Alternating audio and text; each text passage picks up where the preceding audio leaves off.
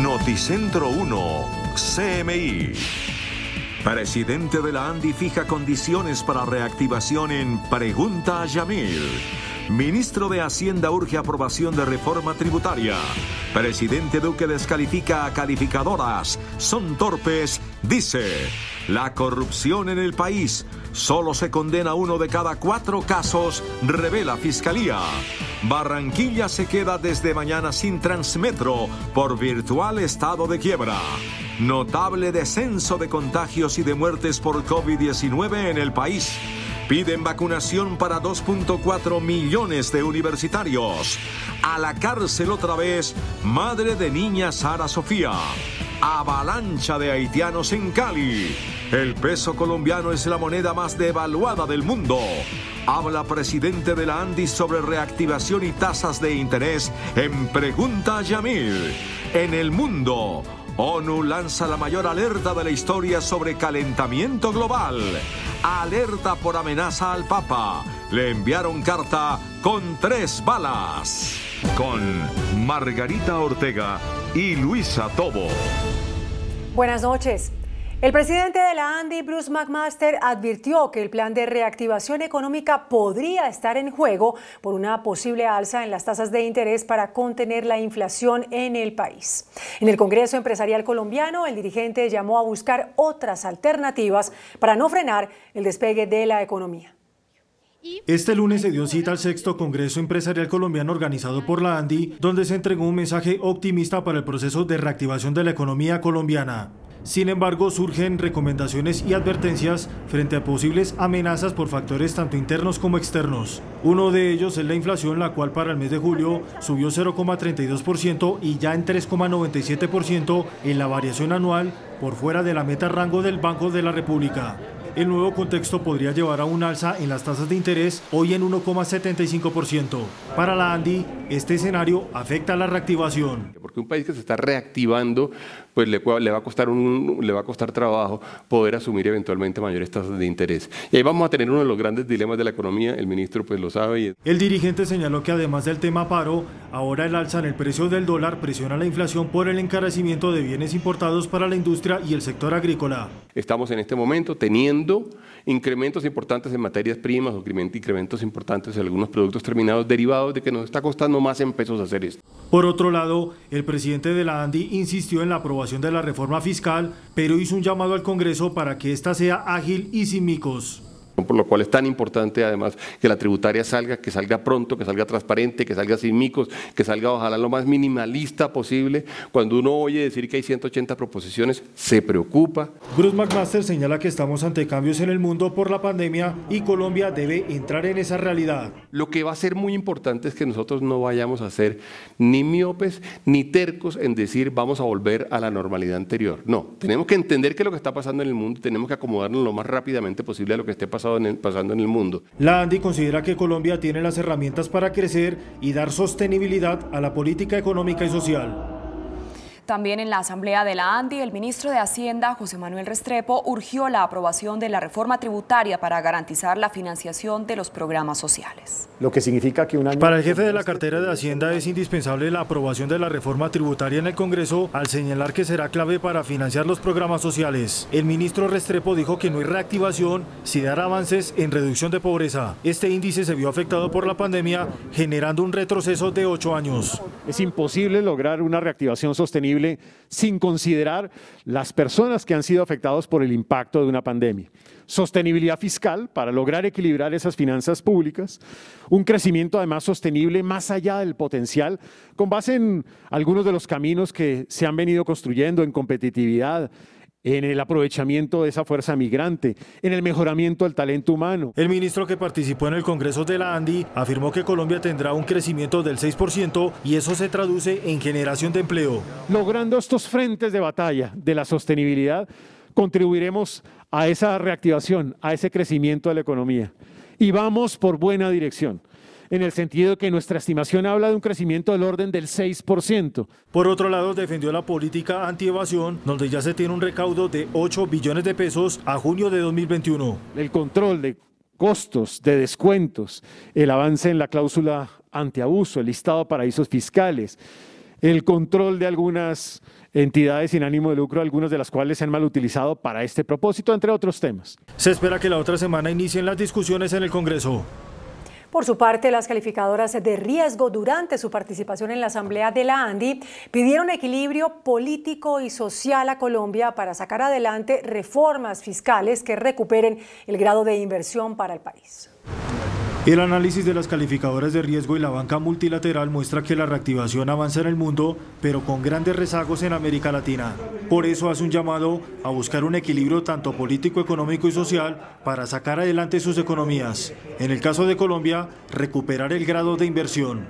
Unas políticas básicas son claves para avanzar en la región, en lugar de esperar a una intervención desde afuera, porque un shock positivo, como dijo Alejandro, no puede salvar la región. Hay que hacerlo por sí mismo. Se insiste en medidas para evitar riesgos en materia social. Las tensiones sociales se van a incrementar y probablemente nos va a llevar a una situación muy incierta y con muchos problemas. Entonces, la inacción creo que es el principal riesgo. Las calificadoras de riesgo esperan la aprobación de la reforma tributaria para retomar la confianza sobre la economía colombiana. El presidente Iván Duque calificó de torpes a las calificadoras internacionales por evaluar a los países con los mismos indicadores prepandemia, desconociendo los ajustes fiscales que deben hacer las naciones para enfrentar las consecuencias económicas generadas por el virus. Para el presidente Iván Duque, las calificadoras internacionales son torpes, pues no se puede evaluar a los países con índices prepandemia, porque es obvio que los efectos fiscales de la pandemia están siendo asumidos por las naciones. A mí me parece torpe que haya calificadoras de riesgo que estén analizando a los países con criterios prepandémicos, cuando la pandemia no ha terminado, cuando los costos de las medidas que se han asimilado no han sido sufragados. El jefe de Estado aseguró que incluso veremos las consecuencias internacionales por los países que aún no han hecho las reformas fiscales necesarias para enfrentar la pandemia. Yo veo que los países que lleguen tarde a esas reformas fiscales van a sufrir demasiado, y ahí vamos a tener retrocesos en materia de competitividad. Las declaraciones del presidente Iván Duque fueron hechas en medio de la entrega del informe de la Comisión de Expertos Internacionales y Nacionales que busca aumentar las exportaciones del país. La misión de internacionalización, ¿qué nos dice con respecto a las barreras que tenemos con los mercados que ya hemos consolidado? ¿Cuáles son las barreras que siguen existiendo en el caso de la Unión Europea? ¿Cuáles son las que siguen existiendo en Estados Unidos, Canadá? ¿Cuáles son las que siguen existiendo con países como Alemania? 25.500 millones de dólares busca exportar el gobierno en lo que queda de su mandato. Noticentro 1 CMI tuvo acceso a un informe elaborado por la Fiscalía en el cual se revela que en los últimos 5 años solo han terminado en condena 1 de cada 4 procesos relacionados con corrupción. El panorama por la corrupción en el país sigue siendo alarmante. Según cifras de la Fiscalía, en el último lustro, incluido 2021, la entidad ha abierto más de 21.000 procesos. Sin embargo, de esos casos, solo 5.097 llegaron a una condena. Es decir, que solamente se resuelve 1 de cada 4 procesos. En cuanto a las condenas, la mayoría de sentencias están en el sector administrativo, en alcaldías y gobernaciones, entre otras entidades. Seguido por la corrupción en la justicia, le sigue el sistema financiero y tributario, la corrupción privada y la corrupción electoral. Las cifras apuntan a que en promedio 3 personas son condenadas diariamente por corrupción en el país. El gobierno dice que ante este panorama se deben adoptar medidas en la policía y la fiscalía. El fortalecimiento de las capacidades de investigación, análisis y persecución de los hechos de corrupción.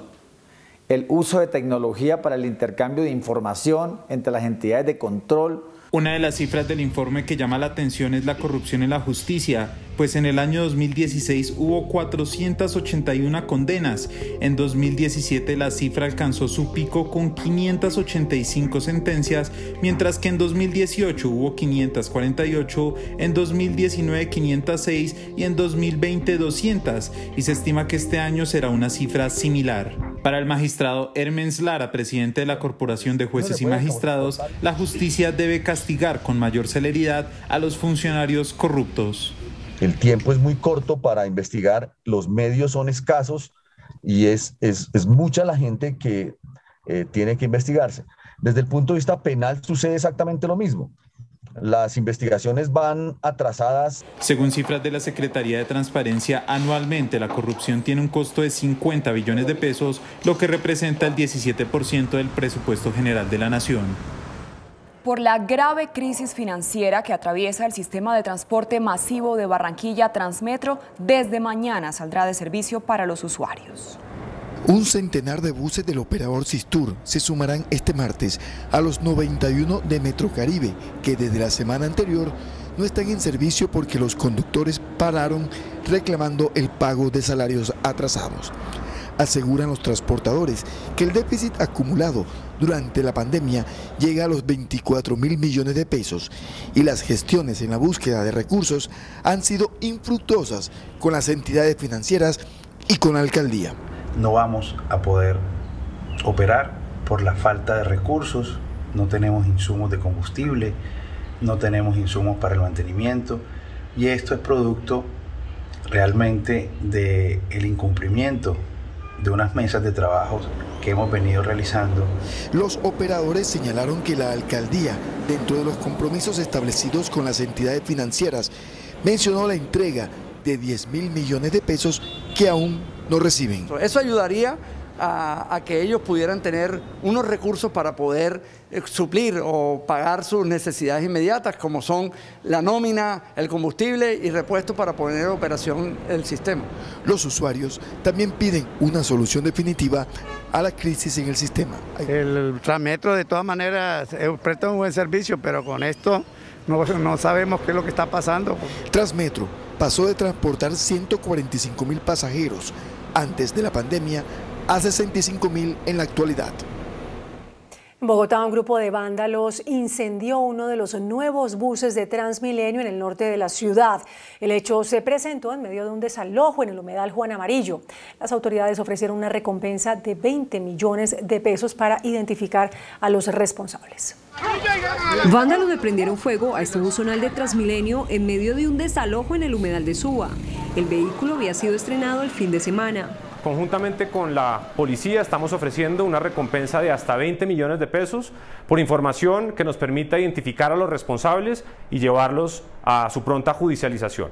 Los hechos se registraron en la avenida Ciudad de Cali con 127, en medio de protestas por un desalojo de ambientalistas en el humedal Juan Amarillo, quienes acampaban hace varios meses en rechazo a las obras de adecuación contratadas en la administración de Enrique Peñalosa. La obra tiene un avance de alrededor del 78% y es necesario terminarlas por el bien del recurso público y por la protección del mismo humedal. La intervención terminó en fuertes disturbios que se mantienen a esta hora. Incluso encapuchados quemaron motos de la policía. Pese a que en el momento del ataque el bus llevaba pasajeros, ni ellos ni el conductor resultaron heridos. Una importante reducción registraron las cifras tanto de contagios como de decesos por COVID en Colombia. Notable descenso de contagios y de muertes por COVID-19. Un dato importante, 11 departamentos no registraron fallecidos este lunes. Y los contagios confirmados por el Ministerio de Salud, otros 4.023. Importante repunte en Antioquia con 1.045, Bogotá con 926 y el Valle con 270.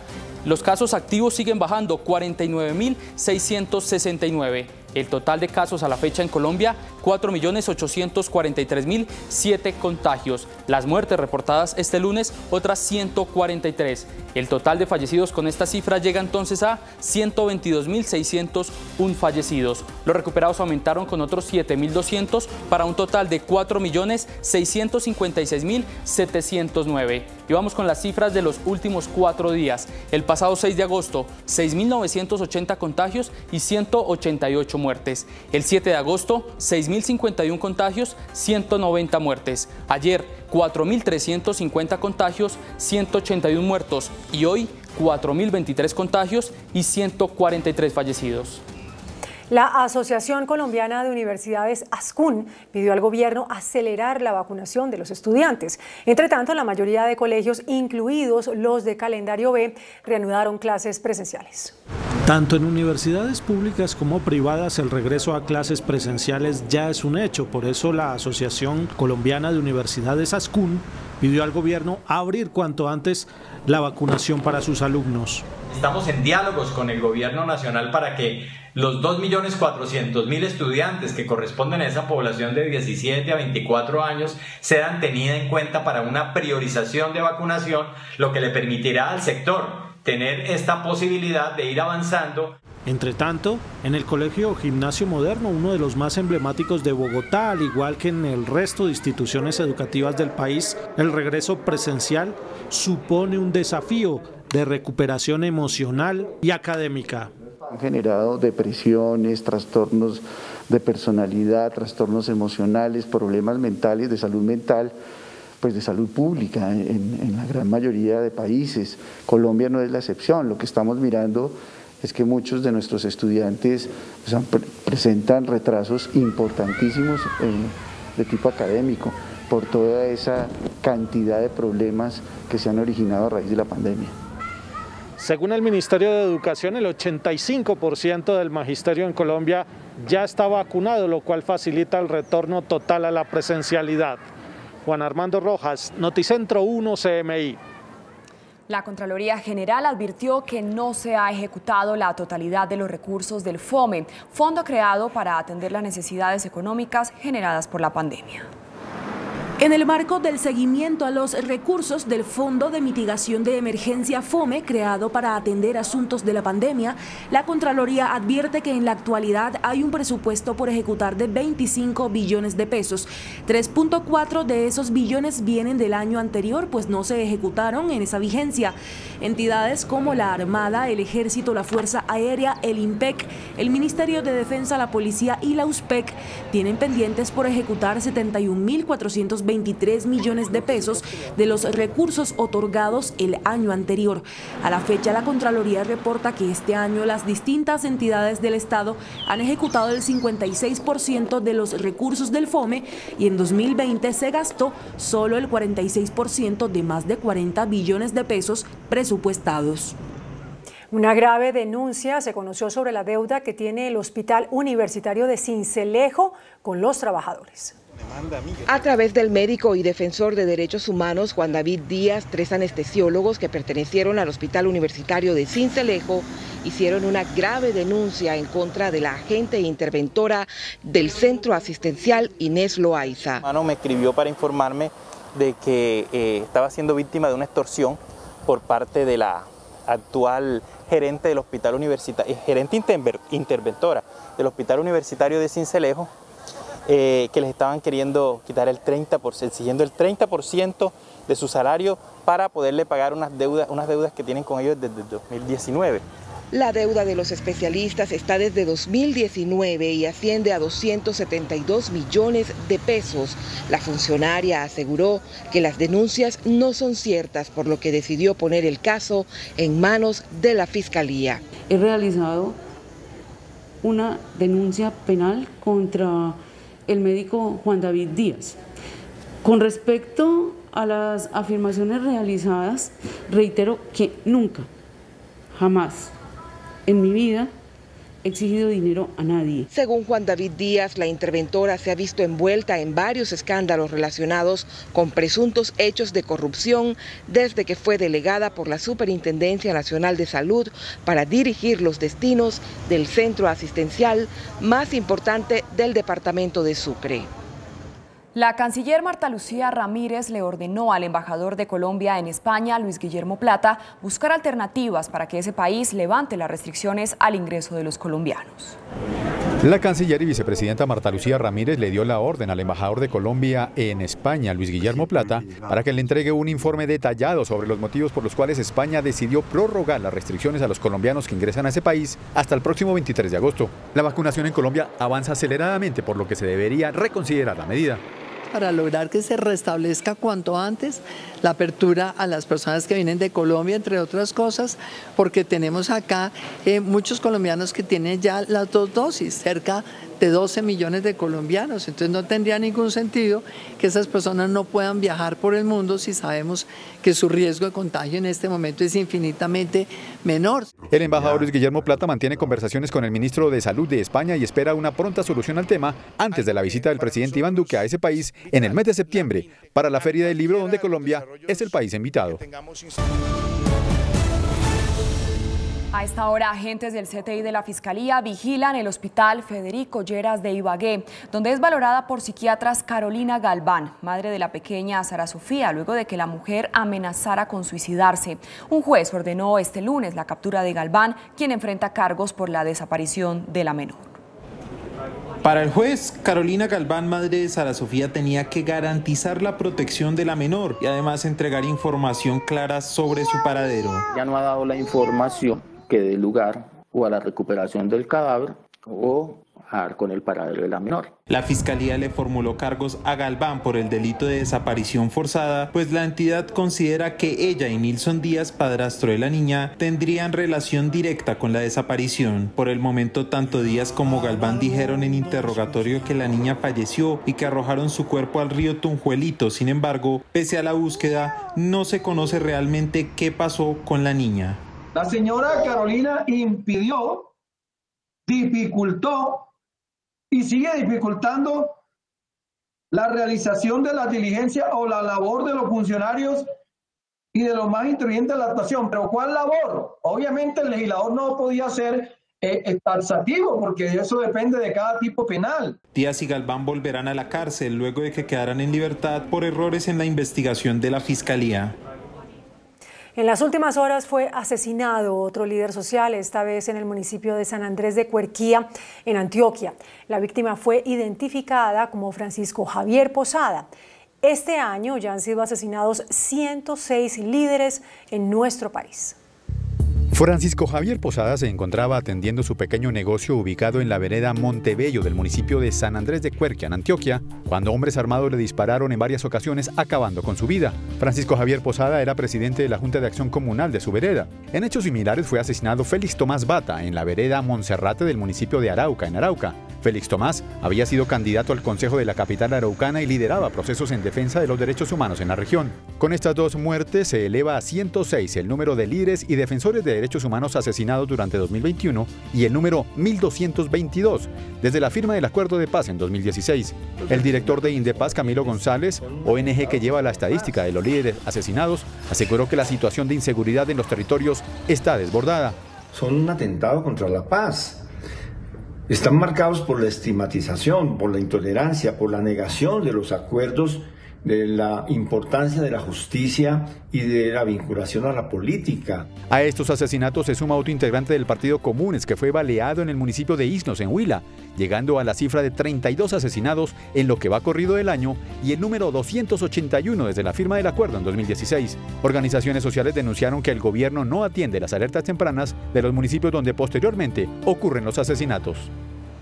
Una disputa personal se abrió entre el actor y activista Bruno Díaz y el senador Gustavo Bolívar por cuenta de una millonaria deuda que Bolívar adquirió en 2018 con el hijo de Bruno, Diego Díaz, quien falleció en abril de este año.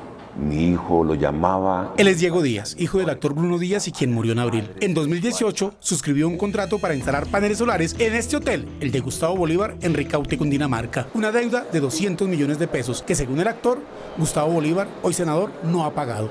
Es incomprensible que uno de labios para afuera hable contra la corrupción y en la práctica, en la vida privada, sea un corrupto. O sea, no pague, engañe, estafe. Sin embargo, el senador Gustavo Bolívar dice que aún tiene plazo para pagarlo porque el contrato fue a 10 años. Yo no veo aquí cuál es la estafa.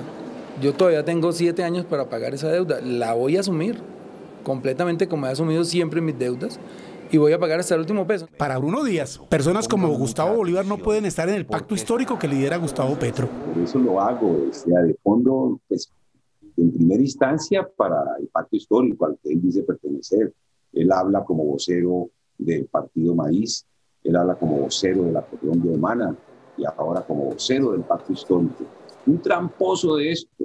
Entonces a ellos me dirijo en primera instancia, pero también a todos los partidos, porque tramposos y corruptos Los hay en todas partes. Y para Gustavo Bolívar lo que hace Bruno Díaz es instrumentalizar políticamente una deuda de un privado empresario con otro empresario particular. Si Bruno Díaz llega a ser candidato y está instrumentalizando a su hijo para lanzar una candidatura, para hacerse notar, me parecería de lo más ruin y más bajo del mundo.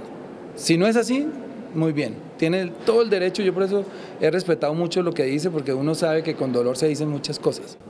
El actor Bruno Díaz y el senador Gustavo Bolívar manifiestan que en su lío personal, que ha causado tanta controversia política, no tiene nada que ver la candidatura presidencial de Gustavo Petro, el hombre en quien los dos confían para que llegue a la presidencia de la República. Una avalancha de migrantes haitianos llegó a Cali proveniente del sur del país. Buscan recorrer rápidamente la zona pacífica en su camino hacia Estados Unidos. Diariamente 1.500 hombres y mujeres haitianos están llegando a Cali luego de cruzar la frontera por el Ecuador y hacer tránsito por los departamentos de Nariño y Cauca, situación que ha generado una crisis migratoria sumada a la que ya vive la capital del Valle con la presencia de la población venezolana. Ellos entran por Ecuador, llegan a Ipiales, cogen Pasto, Popayán, pasan por Cali, llegan a Pereira, de ahí se dirigen a Medellín y de ahí llegan a Necoclí. Ya en Necoclí toman unas lanchas para tratar de atravesar y llegar a Panamá. Es el caso de este hombre que desde hace ya 3 días viene recorriendo las carreteras del departamento buscando llegar hasta Necoclí en Antioquia. Caminando a pie, anda a pie. La policía pega el bus, chofer pega el dinero, nosotros andamos a pie. Ante tal situación, desde la terminal de transportes de Cali se pide al gobierno nacional un corredor humanitario que permita atender la problemática. Con pitos, gritos, pancartas y arengas protestaron pacíficamente este lunes en Bogotá los familiares de los exmilitares que permanecen detenidos en Haití por su presunta vinculación con el asesinato del presidente Jovenel Moïse. Las familias aseguran que son inocentes.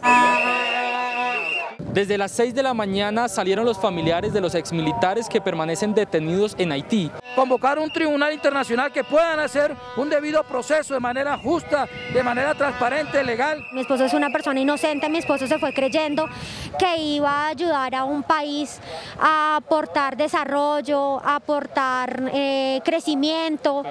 Piden nuevas pruebas de supervivencia y un juicio justo. Que siempre que pruebas, que cartas, no, nosotros necesitamos es pruebas contundentes, que ellos estén con vida, que estén bien. Estamos sufriendo, no sabemos nada de él ni de los otros compañeros. Mi hijo se fue, se lo llevaron engañado, inocente, porque usted sabe que todos queremos un porvenir por nuestra familia. Son 18 los exmilitares que se encuentran capturados en Haití por el magnicidio del presidente de ese país. Justamente la canciller Marta Lucía Ramírez confirmó este lunes, luego de una reunión con el embajador haitiano, que en los próximos días viajará a Haití el vicecanciller Francisco Echeverry, acompañado de una delegación de familiares de los connacionales para concretar la repatriación de los cadáveres de los exmilitares fallecidos, y afirmó que habrá asistencia jurídica para los demás colombianos. A la cárcel fue enviado el hombre capturado y señalado por las autoridades de haberle propinado una patada voladora a una agente del Escuadrón Móvil Antidisturbios en Medellín. Esta fue la patada por la espalda que el pasado 20 de julio recibió la uniformada del ESMAD Astrid Carolina Rocha durante las manifestaciones en Medellín. El responsable es este joven de 22 años identificado como Cristian Camilo Toro, quien fue capturado en las últimas horas por la policía. Después de tenerlo, digamos, medianamente identificado, viene ya seguimientos para saber dónde vive, con quién vive, en dónde. Viene el cotejo pues morfológico, fotográfico, pues para estar 100% seguros que se trata de esta persona. El agresor es comerciante informal y se dedica a la venta de videojuegos en el municipio de Bello. El día que atacó a la gente había sido multado por porte ilegal de armas. Fue un procedimiento legal donde se le encontró un arma cortopunzante, se le aplicó el Código Nacional de Convivencia y Seguridad Ciudadana.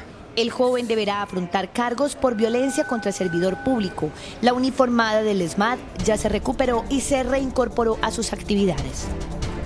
El ministro de Ambiente, Carlos Correa, anunció hoy medidas y compromisos de Colombia para ayudar a reducir la contaminación. Tras conocer la alerta mundial de la ONU por el calentamiento global, el ministro de Medio Ambiente de Colombia, Carlos Correa, anunció la presentación de un proyecto de ley de acción climática con el que Colombia aspira a contribuir a detener las emisiones de gases de efecto invernadero. Y con esto el gobierno nacional envía un mensaje a todos los colombianos y a la comunidad internacional sobre el compromiso del país en la gestión efectiva del cambio climático. Fortaleceremos el marco jurídico y las instituciones podrán idear estrategias mucho más claras. Además, será un soporte para gestionar recursos tanto nacionales como internacionales. Hoy se anunció también la activación de un mecanismo para sacar de circulación a los denominados vehículos chimenea a través de una línea de WhatsApp que recibirá las denuncias.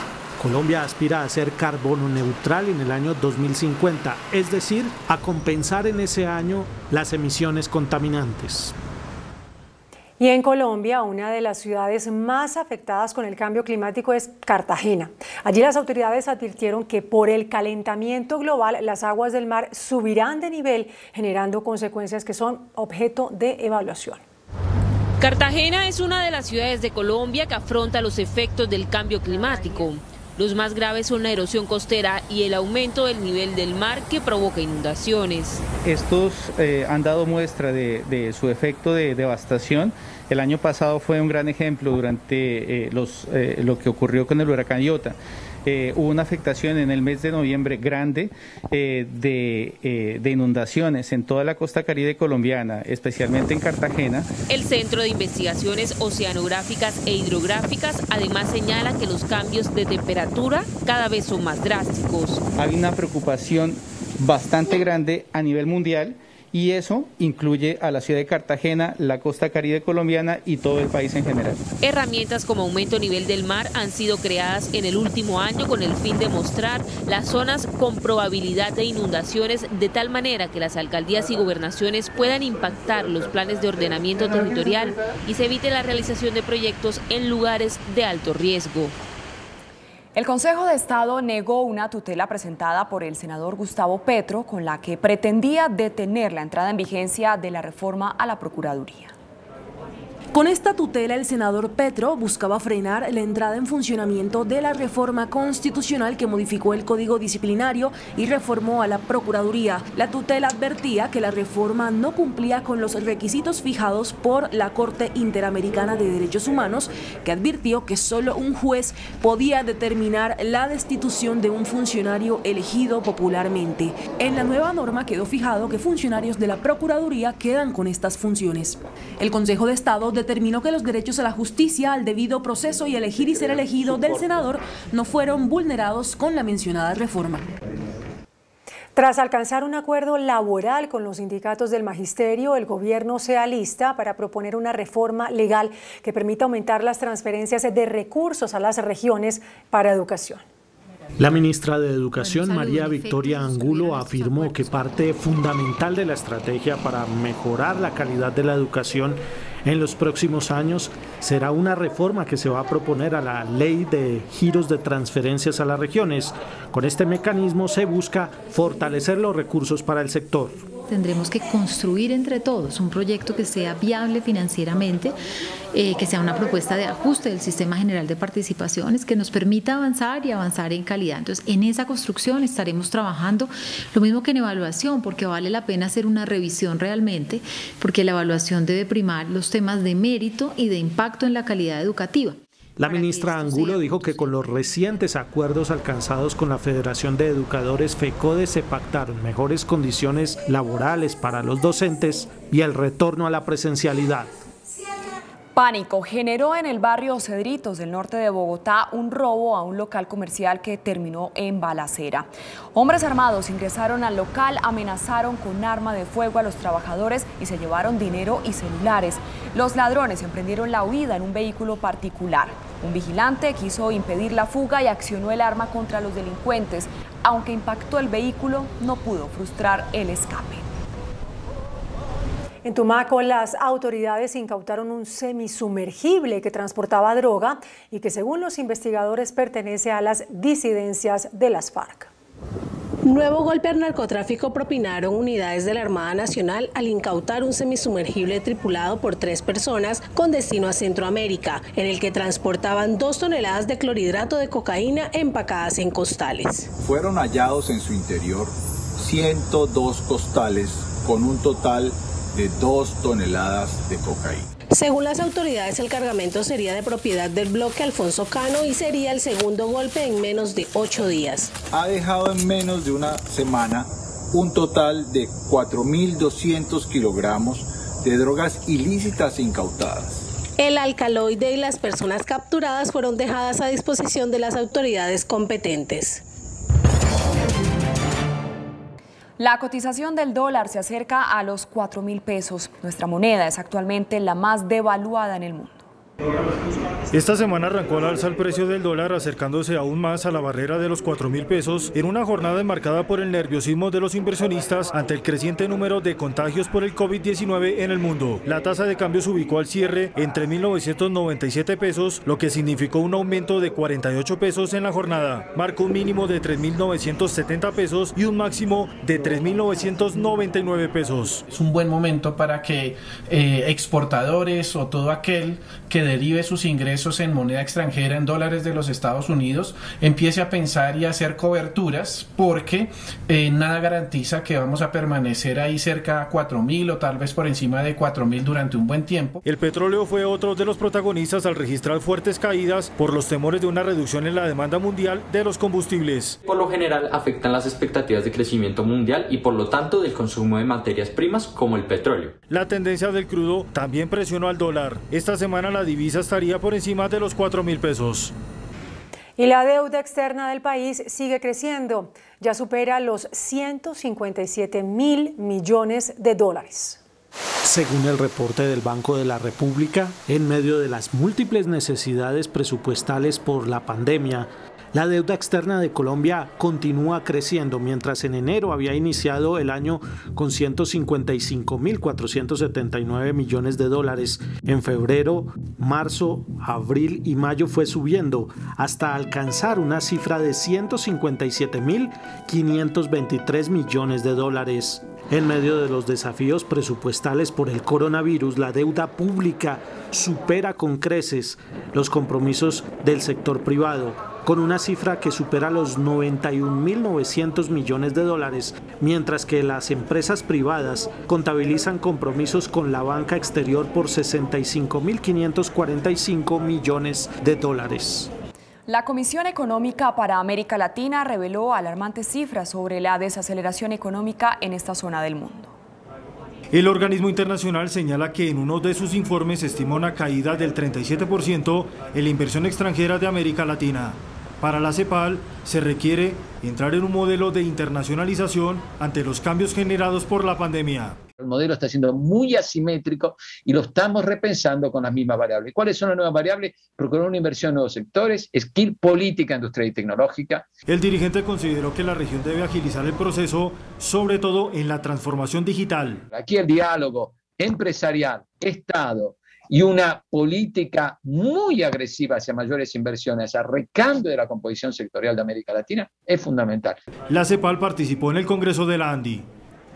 En julio mejoró la confianza de los consumidores. Según el Centro de Estudios Económicos Fedesarrollo, aumentó la disposición a comprar vivienda. El Centro Privado de Estudios Económicos Fedesarrollo dio cuenta de un mejoramiento en el índice de confianza del consumidor, que mientras en mayo registraba un valor negativo de menos 34,3%, en junio menos 22,3%, en el mes de julio este indicador subió a menos 7,5%.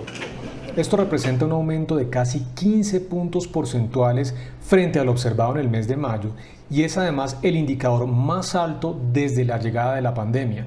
No teníamos cifras tan altas en materia de confianza desde enero del año 2020. Esto muestra entonces que la recuperación en materia económica, especialmente en lo que tiene que ver con el consumo privado, está en marcha.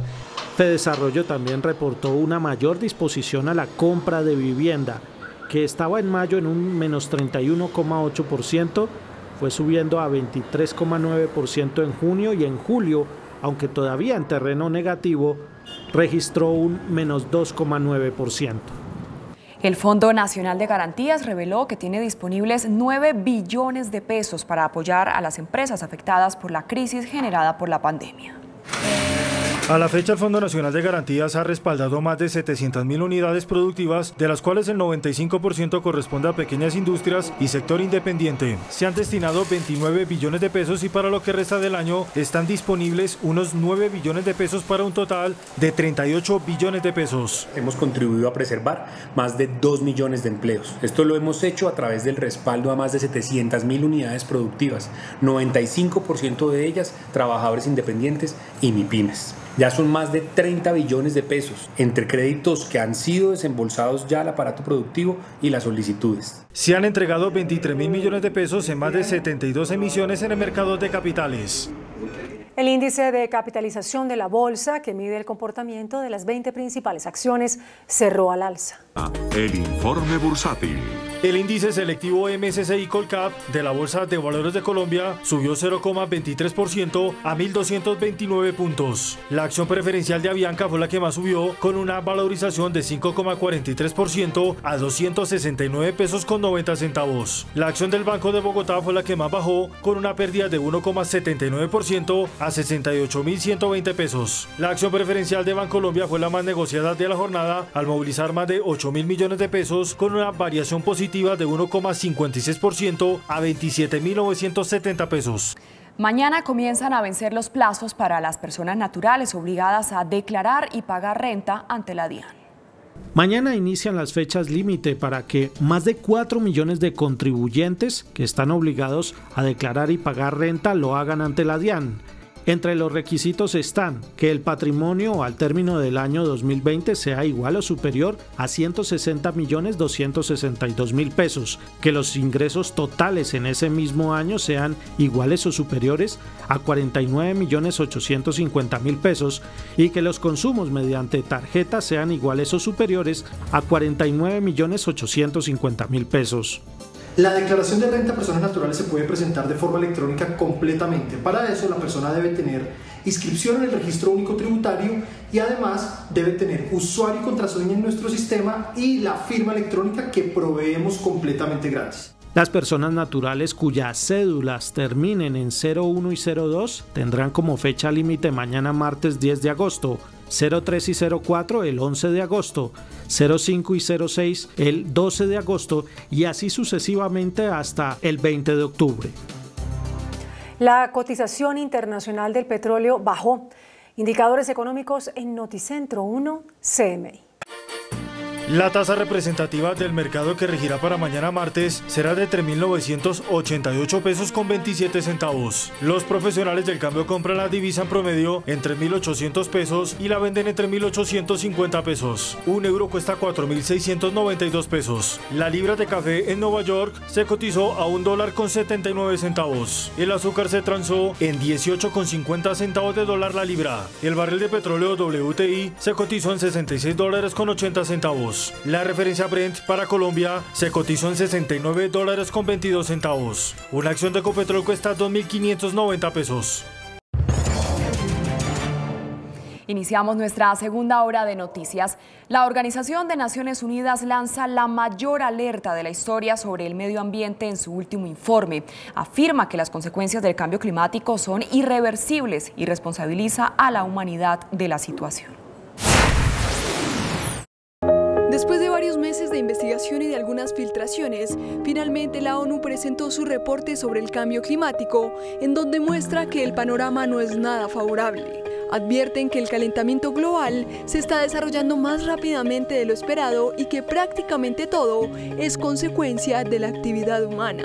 It is indisputable that human activities are causing climate change and making extreme weather events more frequent and severe.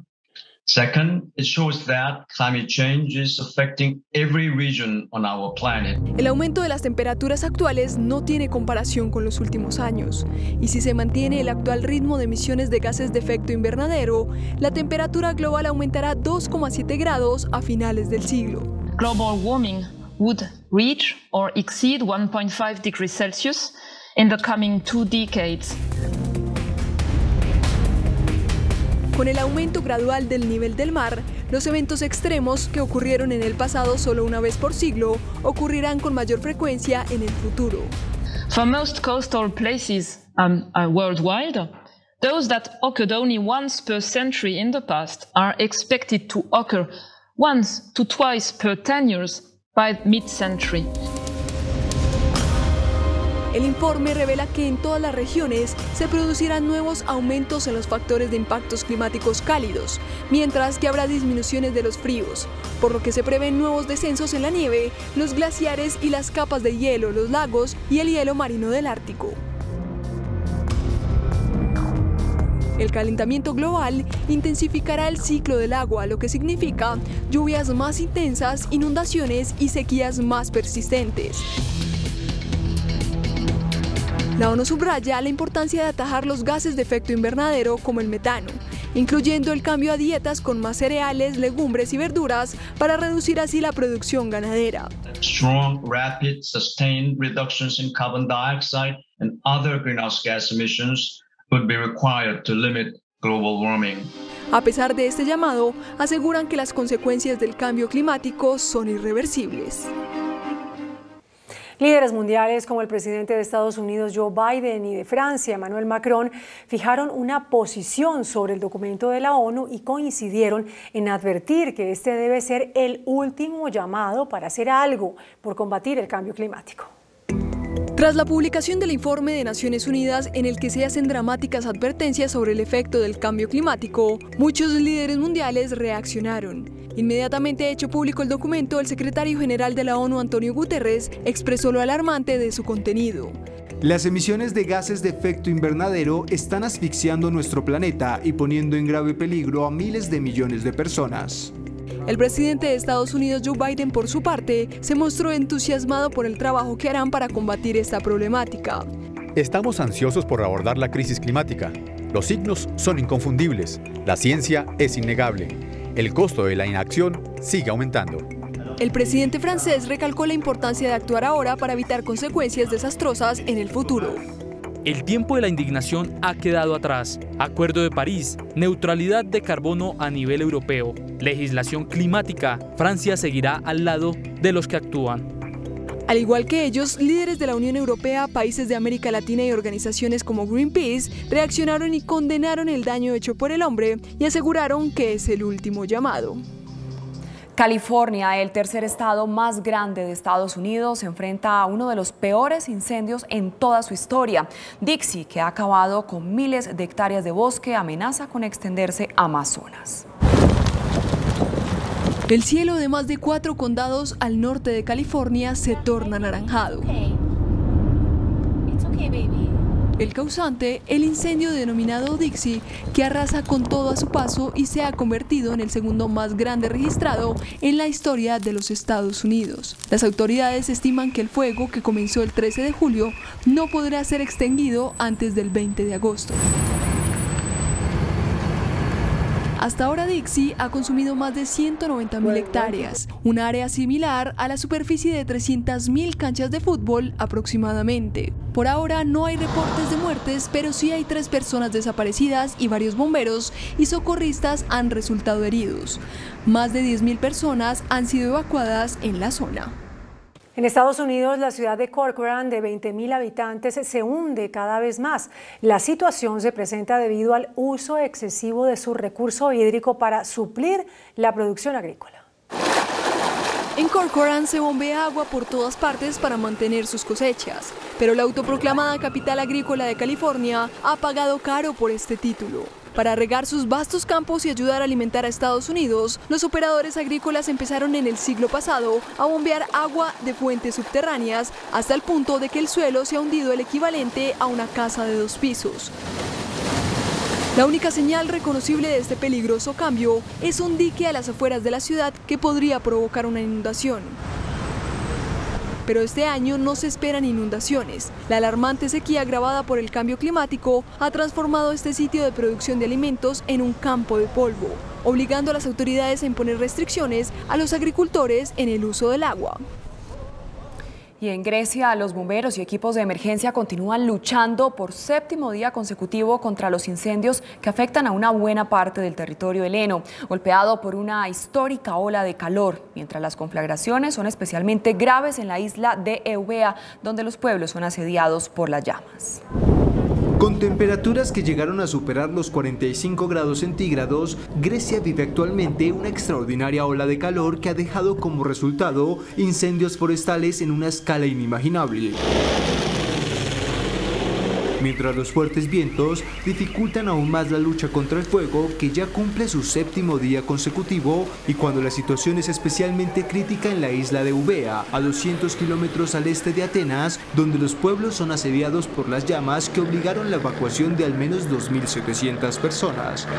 Y a las puertas de la capital Atenas, el incendio que destruyó decenas de viviendas perdió intensidad, aunque el riesgo de reactivación es elevado. Esta devastadora ola de incendios ha arrasado más de 56.000 hectáreas en los últimos 10 días en Grecia, y la cual podría haber estado también impulsada por una organización criminal, y de hecho las autoridades ya investigan la sincronización en la aparición de un gran número de focos de fuego. Hay alerta en el Vaticano. A través del correo postal le enviaron una carta de amenaza al Papa Francisco. Las autoridades tratan de rastrear el origen de este envío. Varios días después de conocido el informe en el que se revelaba que el Vaticano tiene más de 5.000 propiedades y del juicio contra el cardenal Angelo Becciu, acusado de usar de manera irregular más de 400 millones de dólares de la Santa Sede para hacer compra de lujosos inmuebles, las autoridades de Italia interceptaron en el correo de Milán una amenaza contra el Papa Francisco.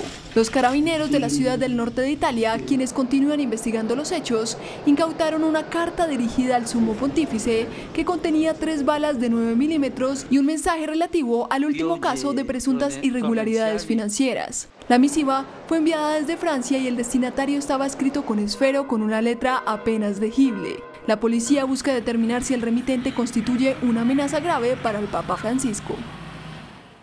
Los contagios de COVID-19 en Estados Unidos alcanzaron la cifra semanal más alta en 6 meses, con más de 100.000 resultados positivos. Estados Unidos, que registra más de 35,8 millones de contagios y más de 617.000 muertes por la pandemia del COVID-19, lleva meses liderando el listado de países más afectados y parece que seguirá en esa posición por el retraso en la vacunación y a pesar de los mandatos del uso nuevamente del tapabocas y otras medidas que no muestran signos de desaceleración. Además, el fuerte rebrote impulsado por la variante Delta pone en alerta a los sectores de la población que no han sido vacunados aún, como los niños y jóvenes. Casi 1.500 menores han acudido en las últimas semanas a los hospitales con síntomas graves. Hasta el momento, más de 166 millones de personas han sido completamente vacunadas y ya casi son 200 las que recibieron al menos una dosis. A pesar de que esta cifra significa que más de la mitad de la población de la nación empezó con su inoculación, los datos de infecciones continúan en aumento. El promedio semanal de contagios diarios llegó a 110.000 casos por jornada, el nivel más alto desde febrero, mientras las muertes aumentaron 89% en las últimas 2 semanas, a pesar de que en el mundo están disminuyendo levemente. El estado de Florida ha registrado en la última semana una quinta parte del total de nuevos casos del país y ha roto sus propios récords de olas previas con un total de 134.506 contagios semanales, es decir, un promedio de más de 19.000 por día. Y en Texas, el aumento nuevo de contagios está dejando sin camas las unidades de cuidados intensivos. Por su parte, China anunció las primeras sanciones contra más de una decena de funcionarios a los que acusa de supuesta mala gestión por no frenar los brotes de la variante Delta del COVID-19, que tiene al gigante asiático experimentando la peor ola de la pandemia tras varios meses en los que la tasa de contagios llegó prácticamente a cero. Asegurando que no actuaron conforme a los estándares de la estrategia de coronavirus que se les ordenó, el gobierno central chino sancionó a más de 30 funcionarios de todo el país, desde alcaldes y directores locales de sanidad hasta jefes de hospitales y aeropuertos, los cuales fueron acusados de presunta negligencia en su gestión por no haber frenado el peor brote de COVID-19 en meses, que provocó casi 900 infecciones sintomáticas en todo el país en menos de 30 días. Estas son las primeras sanciones que impone China por la gestión de la epidemia, mientras las autoridades volvieron a confinar a millones y siguen imponiendo importantes restricciones de viaje, incluido el cierre temporal de aeropuertos, todo con el objetivo de frenar el avance de la variante Delta. En Israel se conocieron los resultados de un nuevo fármaco contra el COVID que, según sus fabricantes, consigue curar al 93% de los pacientes graves en menos de 5 días. Buenas noticias para el mundo y para los pacientes hospitalizados con un cuadro grave de COVID-19 tras el anuncio de un nuevo fármaco israelí desarrollado por el Centro Médico Sourasky en Tel Aviv que promete reducir los síntomas. Alrededor del 93% de los pacientes graves con el virus tratados en varios hospitales fueron dados de alta en 5 días o menos después de que se les administró la pastilla. La principal causa del deterioro clínico es una sobreactivación del sistema inmunológico, que comienza a atacar las células de los pulmones, y lo que hace el medicamento es regular la tormenta que se produce en el organismo. Los científicos enfatizan que su tratamiento no afecta al sistema inmunológico en su conjunto, sino que solo ataca un mecanismo específico, ayudando a recuperar su correcto equilibrio. No obstante, cabe destacar que la investigación no se ha publicado todavía en una revista científica ni ha sido revisada por pares. Pfizer-BioNTech aseguró que por ahora no es necesario adaptar su vacuna anti-COVID a las variantes existentes. Defendiendo la vacuna de Pfizer y sus condiciones actuales, el director de la compañía de BioNTech aseguró que su biológico funciona con las nuevas variantes del coronavirus en circulación y todavía no necesita ser adaptada. Es posible que en los próximos 6 a 12 meses surja una variante que requiera la adaptación de la vacuna, pero todavía no es así. Según él, este cambio debería hacerse únicamente si la vacuna existente no es eficaz o no es óptima. El mejor enfoque para manejar esta situación es continuar con una dosis de refuerzo. Pfizer y BioNTech anunciaron a principios de julio resultados prometedores de ensayos con una tercera dosis. La policía italiana desmanteló una red dedicada a la elaboración de pases sanitarios falsos, documento que certifica la vacunación de los ciudadanos y que desde hace algunas horas es obligatorio para acceder a muchos lugares públicos en esa nación. Por él podrían llegar a cobrar más de 500 euros. 4 personas fueron puestas bajo investigación por fraude y falsificación, mientras las autoridades italianas han bloqueado 32 grupos en línea donde los usuarios podían comprar los conocidos pases verdes, que ahora son obligatorios en toda Italia para acceder a cines, museos y restaurantes, y los cuales solamente son otorgados a vacunados, aquellos ciudadanos con una prueba negativa en las últimas 48 horas o quienes se hayan recuperado del COVID en los últimos 6 meses. Las autoridades desmantelaron esta red después de que miles de usuarios se registraron en populares plataformas en las que se ofrecían a la venta estos certificados, por los cuales llegaban a cobrar hasta 500 euros, aunque muchas veces la compra se traducía en un robo de datos personales. La principal asesora del gobernador de Nueva York, Andrew Cuomo, renunció tras conocerse el informe que vincula al mandatario con actos de acoso sexual. Melissa de Rosa, la principal asesora del gobernador de Nueva York, Andrew Cuomo, dimitió a su puesto menos de una semana después de que la fiscal del estado lo señalara de cometer acoso sexual a 11 mujeres. Melissa ingresó al gobierno de Cuomo en 2013 y con el tiempo se convirtió en una de sus confidentes de mayor confianza y lo defendía frecuentemente cuando era blanco de críticas del público. En un comunicado de Rosa, quien mencionó al mandatario pero no se refirió a ninguna de las acusaciones en su contra, aseguró que fue el mayor honor de su vida servir a la gente de Nueva York durante los últimos 10 años. Todo esto sucede horas después de que una ex asistente de Cuomo pidiera su renuncia, pues esta asegura que él la acosó durante su paso por la gobernación. La Articulación de los Pueblos Indígenas de Brasil denunció ante la Corte Penal Internacional al presidente Jair Bolsonaro, contra quien piden una investigación por su política antiindígena, a la que calificaron de genocidio y ecocidio. Creemos que están en curso en Brasil actos que configuran crímenes contra la humanidad, genocidio y ecocidio. Ante la incapacidad del actual sistema de justicia en Brasil de investigar, procesar y juzgar esas conductas, las denunciamos ante la comunidad internacional a través de la Corte Penal Internacional. De esta manera, la articulación de los pueblos indígenas de Brasil pidió a la CPI que investigue al presidente ultraderechista Jair Bolsonaro por haber defendido la apertura de tierras y áreas protegidas de la Amazonía, muy golpeadas por la deforestación y la minería ilegal para la explotación de recursos. Esta es la primera vez en la historia que los indígenas se dirigen directamente al Tribunal de La Haya con abogados de su propio pueblo. Un pequeño dispositivo se convierte en la promesa de un ingeniero surcoreano para poder convertir cualquier tipo de pantalla del mundo en una pantalla touch. Se trata de Glamos, un ingenioso dispositivo creado por un desarrollador surcoreano, quien cree que cualquier pantalla tiene la posibilidad de ser táctil o gestual. Y esto es lo que logra con Glamos. Se trata de un minúsculo dispositivo con un sensor de movimiento y un algoritmo que copia el modelo de análisis de espacio y distancia que usan los carros de conducción autónoma. Así, el usuario solo tiene que sacar el dispositivo, conectarlo a la pantalla ya sea por cable o vía Bluetooth. Se puede usar en televisores, computadores, proyectores, libros digitales y hasta tableros electrónicos. Este dispositivo está todavía en fase de pruebas y se espera su comercialización para mediados del 2022.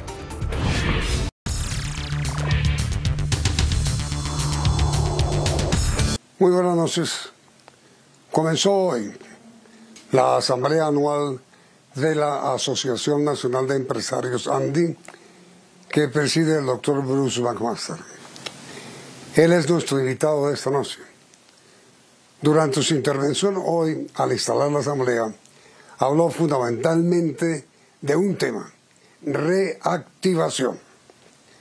¿Cuáles fueron, doctor Bruce, buenas noches, las bases, los pilares principales del llamado suyo a la reactivación de la economía del país? Sí, Yamil, buenas noches, muchas gracias. Le quisiera decir que es obvio que Colombia, por supuesto, tiene concentrado en este momento su interés en lograr reactivarse y reactivarse pronto, pero el mensaje, digamos, está cargado también de unas señales que nos permiten pensar que existe razones para ser optimistas alrededor de la reactivación. Tenemos razones relacionadas con el consumo, reacciones relacionadas con la retoma de las actividades económicas, razones relacionadas con algunos precios internacionales de commodity que son especialmente importantes para Colombia. Estoy hablando del café, del petróleo, del oro, del cobre o incluso también del carbón. Adicionalmente, también a Colombia le están en este momento llegando una gran cantidad de remesas de los nacionales que viven fuera y que le envían a sus familias. Esto ha crecido porque han crecido las economías internacionales. Si logramos sacar adelante la reforma tributaria como tiene que salir rápido, limpia, sin micos, sin ningún tipo de arandelas, y tenemos un país en el cual podemos operar, yo diría que Colombia va a tener un futuro bueno en el corto plazo, en el sentido de que vamos a poder lograr cifras importantes, yo diría cifras de alrededor de entre el 6.5 y el 7% en el crecimiento anual. De manera que ese es un poco el mensaje importante que tenemos en este momento. Tenemos que trabajar todos y ojalá esa reactivación rápidamente se refleje también en los niveles de empleo, que es sin duda alguna el tema más importante desde el punto de vista económico que tenemos que ver hoy en día. Además, doctor Bruce, usted habló de dos grandes amenazas que enfrenta el país, que tiene que enfrentar el país. Uno, la reacomodación internacional, el gran enfrentamiento, la gran guerra económica que ha estallado nuevamente entre los Estados Unidos y China. ¿De qué manera esa guerra económica entre esas dos potencias nos puede afectar, doctor Bruce? Lo importante realmente no es que haya esa discusión o ese debate o esa pugna por la hegemonía norteamericana versus la economía china, sino lo importante es que seamos conscientes y que sepamos jugar bien nuestras cartas. En Colombia hemos sido usualmente jugadores pasivos de las cosas que suceden en los escenarios internacionales. Es muy importante que en esta ocasión, que tenemos mucha información y que tenemos muchas señales de que para dónde va el mundo, seamos conscientes de lo que está sucediendo y de cómo vamos a jugar nosotros. Por ejemplo, sabemos que China, por ejemplo, quiere hacer una gran cantidad de inversiones en muchos países en sectores estratégicos. Por otra parte, sabemos que Estados Unidos quiere, a través del DFC, que es la Corporación Financiera de Desarrollo, quiere invertir en países como Colombia. Sabemos que los mercados mercados internacionales están siendo muy exigentes con los mercados, con los productores internacionales alrededor, por ejemplo, del cumplimiento de las normas ambientales, de las normas laborales, de derechos humanos y demás. Si eso es así, juguemos bien nuestras cartas, seamos inteligentes, seamos hábiles y tratemos de obtener el mejor resultado posible. Y ahora mire, doctor Ruz, la otra gran amenaza es la devaluación. ¿Por qué es tan grave para Colombia la devaluación? Fíjese usted, Yamit, que la devaluación en términos generales pues no termina siendo ni mala ni buena. Lo importante también es que sepamos cómo enfrentarla. Colombia, sin duda, desde marzo del año 2020 sufrió un proceso de devaluación importante frente al dólar. De hecho, el máximo no lo hemos logrado ahorita, el máximo se logró en marzo del año pasado. Con esto dicho y con esto sobre la mesa, es importante que le pongamos especial atención al tema de la inflación. En el año 2015, cuando se presentó una devaluación importante también, hicimos un gran llamado de atención, recordará usted, al Banco de la República, diciéndole, ojo, que cuando uno tiene una tasa de cambio tan alta se aumenta el costo, especialmente de productos importados y de materias primas importadas. El Banco de la República en ese momento no se preocupó demasiado, la inflación se disparó y hubo que hacer una intervención de tasas de interés relativamente grande. Pues bien, es importante que en esta ocasión no nos coja una situación similar desprevenidos, con una diferencia con el año 2015. En el año 2015 no era demasiado grave que aumentaron las tasas de interés porque la economía estaba funcionando rápidamente. En este momento la reactivación sí es la prioridad nacional. Por lo tanto, aparece un dilema, una dicotomía muy fuerte y en eso el Banco de la República y el gobierno tendrán que trabajar en ver qué tanto vamos a trabajar con tasas de interés para controlar inflación y qué tanto eso pudiera eventualmente afectar la reactivación. Estamos frente a un dilema complejo desde el punto de vista económico. Pero entonces, doctor Ruz, en su opinión, lo peor que le puede pasar a la intención de reactivación económica de la nación es que el Banco de la República suba las tasas de interés. Pues no diría que lo peor, pero sí diría que es algo que nos va a tocar tener en cuenta muy fuertemente. Ahora que la devaluación no es mala para todo. La devaluación, por ejemplo, nos da gran capacidad de ser competitivos desde el punto de vista de exportaciones o incluso nos aumenta el valor, por ejemplo, de las remesas de las cuales estaba hablando yo ahorita. De manera que ahí tenemos, la economía al final, como es una cantidad de vasos intercomunicados, la economía requiere de estudios, de análisis para tratar de entender cuál es el justo grado en el cual se hacen las cosas, dónde tenemos verdaderamente que mover las pequeñas palancas y dónde hay que mover las palancas grandes y cuándo hay que hacerlo. De manera que yo no le diría que es lo peor, pero sí nos coge en un momento complejo tener que eventualmente pensar en el tema inflacionario al tiempo que estamos tan comprometidos y reconocemos que es tan importante poder reactivar la economía. No hay la menor duda de que tenemos un dilema grande. Yo no tengo la respuesta ya de exactamente en qué grado hay que hacer. Habrá que trabajar el Banco de la República, el Ministerio de Hacienda y nosotros, pues si podemos, y otras entidades de análisis económico en ver qué tanto conviene hacerlo y qué tanto no. Sí, en su opinión, ¿qué es lo que está disparando la inflación? Yo creo que en una porción muy importante es la devaluación, que era lo que mencionábamos ahorita. Muchas cosas que se compran, que están denominadas en dólares o que se traen del exterior, nos están costando más. Cosas, bienes finales, pero también algunas materias primas. Por ejemplo, casos de algunos materiales de construcción que se importan o casos de materiales, alimentos que se importan. Eso está costando más en pesos, por lo tanto nos está subiendo la devaluación. En un momento dado hubo una presión inflacionaria muy puntual relacionada con el paro durante el mes de mayo, que tuvo que ver con restricción de disponibilidad de alimentos. Pues bueno, eso hoy en día no está vigente, de manera que está mucho más relacionada con la devaluación y el mayor valor que tienen las cosas que traemos del exterior en pesos. Eso nos está generando, por supuesto, un incremento en inflación. Ahora, estamos todavía dentro de la franja, es importante que nos mantengamos allí, es importante que ojalá podamos administrarla bien. Por eso digo que tenemos un reto gigante en este momento, las autoridades económicas y nosotros los colombianos. Sí, ya estamos en el borde de la franja, ¿no? Y todavía faltan 6 meses, imagínense. Pero ¿usted qué diría, doctor Ruz, que habría que hacer en forma inmediata, urgente, para contener estas señales gravísimas de crecimiento de inflación? De repente nos va a tocar vivir una etapa temporal de inflación. Estamos en una situación compleja. Ojalá lográramos controlar un poco la tasa de cambio. Para esto Colombia tiene una tasa de cambio fluctuante. Ojalá el efecto de las commodities que están entrando y los mayores flujos de divisas que están en el país nos permitan que la tasa de cambio se reduzca un poco para que a su vez ese costo sea un costo menor en la canasta familiar y en la producción de productos industriales. De manera que le diría, Yamit, que no hay una respuesta única en este momento. Yo sé que usted quisiera una respuesta única, pero no la hay. Y me parece encomiable el esfuerzo que hace por tratar de puntualizar. Usted sabe que yo no he oído decir las cosas y llamarlas en blanco y negro. En esta ocasión sí creo que tenemos un dilema todos los colombianos y por supuesto lo tienen las autoridades económicas. Y un tema final, doctor Bruce, que es un poco paradójico o irónico. El presidente de la ANDI defendiendo la reforma tributaria. ¿Por qué lo hizo? Porque le están llenando de nicos. Hay 183 artículos nuevos.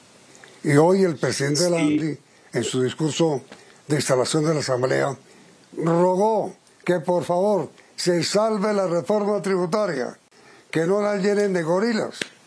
¿Cuál es la posición suya en resumen, doctor? Sí, Yamil, Yamil, gracias por la pregunta, porque sí, lo que más nos preocupa a nosotros en este momento es poder atender dos temas, que son la sostenibilidad fiscal y la sostenibilidad social.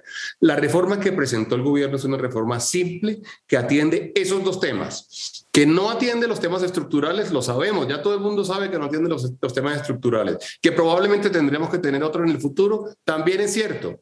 En ese orden de ideas, es muy importante que en este momento esa reforma salga simple, salga rápida, que no se trate de llenar de yaques, de que ya que tenemos una reforma tributaria solucionemos el problema que teníamos pendiente y que tengamos, yo diría, la grandeza como país de poder tramitar una cosa sencilla que nos permita solucionar esos dos temas. Ese es un llamado que nosotros estamos haciendo. Alguien me preguntó que si me preocupaba que eventualmente se llenara de micos o se llenara de arandelas, y yo diría, pues cuando uno ve que hay 183 proposiciones, por supuesto se preocupa y quiere tratar de entender cada una de ellas, que no se vaya a realizar una reforma que pretende ser sencilla para solucionar un par de problemas muy graves y muy urgentes que tenemos.